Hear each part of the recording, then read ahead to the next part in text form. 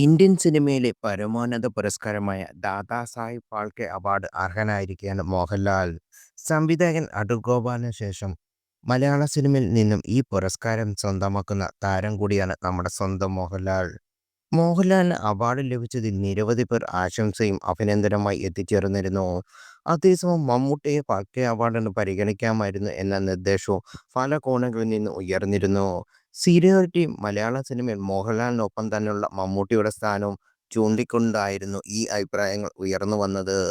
മമ്മൂട്ടിയുടെ പേര് പത്മഭൂഷണായി പലതവണ സംസ്ഥാനം സമർപ്പിച്ചിട്ടും കേന്ദ്ര സർക്കാർ പരിഗണിച്ചില്ലെന്നും ചില വിമർശനം ഉന്നയിക്കുന്നു. ഈ ചർച്ചയ്ക്കിടെയാണ് സംവിധായകൻ സാജിദ് യഹിയ പങ്കുവച്ച ഒരു കുറിപ്പ് കൂടുതൽ ചർച്ചയാകുന്നത്. ഇനി ദാദാസാഹിബ് ഫാൽക്കെ അവാർഡിനും പത്മഭൂഷണും 100% അർഹനായ ഒരേയൊരു നടൻ നമ്മുടെ സ്വന്തം മമ്മൂക്കയാണ്.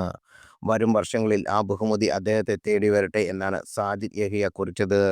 മഞ്ജു വാര്യരും ഇന്ദ്രജിത്തും പ്രധാന വേഷത്തിലെത്തിയ മോഹൻലാൽ എന്ന ചിത്രത്തിന്റെ സംവിധായകൻ കൂടിയാണ് സാജിദ് യഹിയ. കടുത്ത മോഹൻലാൽ ആരാധികയായ ഒരാളുടെ ജീവിതത്തിലൂടെയാണ് ഈ ചിത്രം കഥ പറഞ്ഞു പോയതും. അതേസമയം മോഹൻലാലിന് അവാർഡ് ലഭിച്ചതിന് പിന്നാലെ അഭിനന്ദനവുമായി മമ്മൂട്ടി രംഗത്ത് വന്നിരുന്നു. സമൂഹ മാധ്യമങ്ങളിലായിരുന്നു അദ്ദേഹത്തിന്റെ പ്രകടനം. ഒരു സഹപ്രവർത്തകൻ എന്നതിലുപരി താങ്കൾ എൻ്റെ സഹോദരനാണ്. സിനിമയോടൊപ്പം ദശാബ്ദങ്ങളായി സഞ്ചരിക്കുന്ന കലാകാരനാണ്. നടൻ എന്ന നിലയിൽ മാത്രമല്ല ദാദാസാഹിബ് ഫാൽക്കെ അവാർഡ് താങ്കൾക്ക് ലഭിച്ചിരിക്കുന്നത്.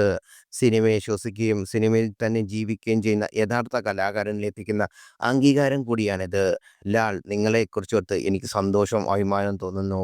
ഈ കിരീടം നിങ്ങൾ തീർച്ചയായും അർഹിക്കുന്നുണ്ട് എന്ന് മമ്മൂട്ടി കുറിച്ചു.